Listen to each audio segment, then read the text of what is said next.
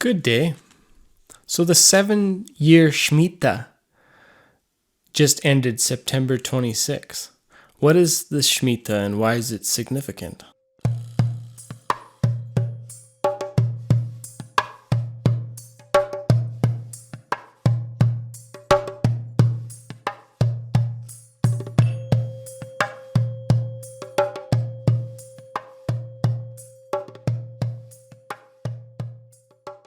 So the Shmita is an ancient teachings where they don't plant the fields for 1 year every 7 years.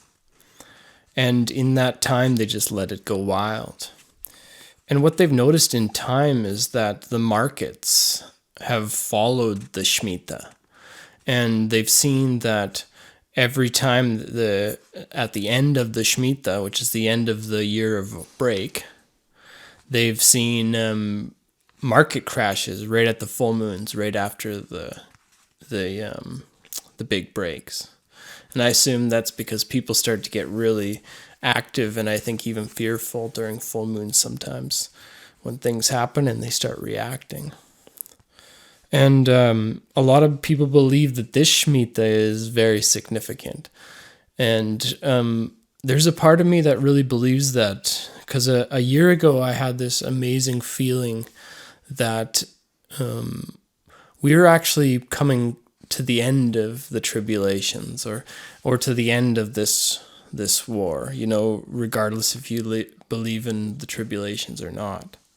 People wonder, why is 2030 so important? Well, the next Shemitah ends in September 2029. So is this the really important and significant Shemitah? Or is the next one in 2029 the more important one? Well, to me, I don't think they have 7 more years of this game left. People will tear them to pieces rather than going through this for another 7 years.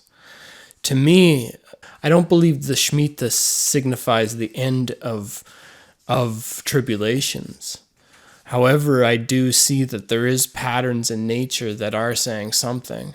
And we did see a lot of crazy things just happen at right around this time, including the pipeline attack at the Nord Stream. I do believe that we're coming to a close on this. However, I do believe that pipeline is a big issue. And I had a dream about a month ago, and I'll just give you a quick idea of it. Is I was living in like a treehouse under a big cliff of snow, and my dog kicked me out of the bed and all the snow fell on me and I felt cold and like exposed. And I also know another woman that had a dream very much the same, and I thought about hers kind of and mine together gave a feeling that there's going to be people that freeze this winter, and this pipeline right in the middle of this energy crisis is kind of looking like that. And these sick people, Biden even said this is his quote about the Nord Stream 2, we will bring an end to it.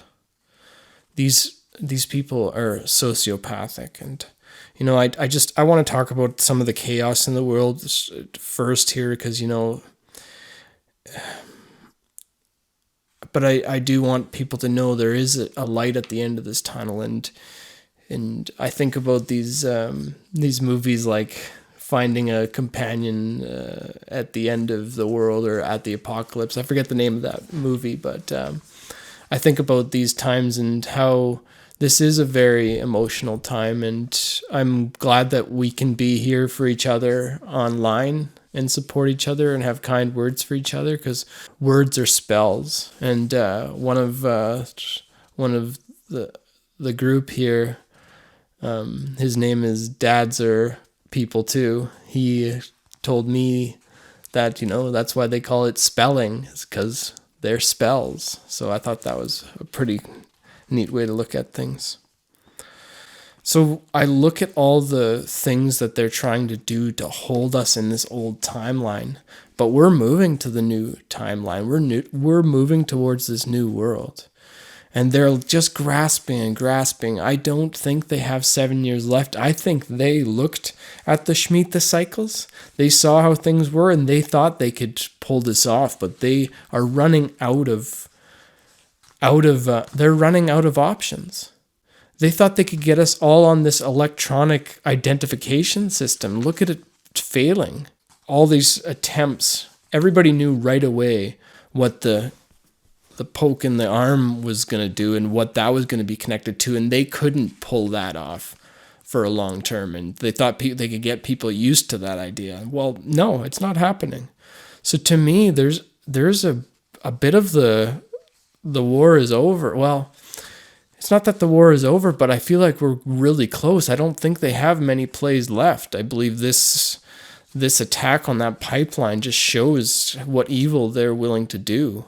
They're just putting people through hell, you know? There's a lot of chaos going on in the world, but I'm with you guys through this. And, you know, remember, God is with us. We have awakened, and we are continuing to always be humble enough to awaken to all the other new truths as we go. And our job is to spread that truth and help awaken people. And a lot of people are losing energy for the fight. And you know what? If you're feeling it feels like it's draining you to try to pull people out of the flowing river, then take a break. Do not pull yourself down. People have got to work for themselves to get themselves out of this. We can help. We can spread the knowledge and truths in any way we can.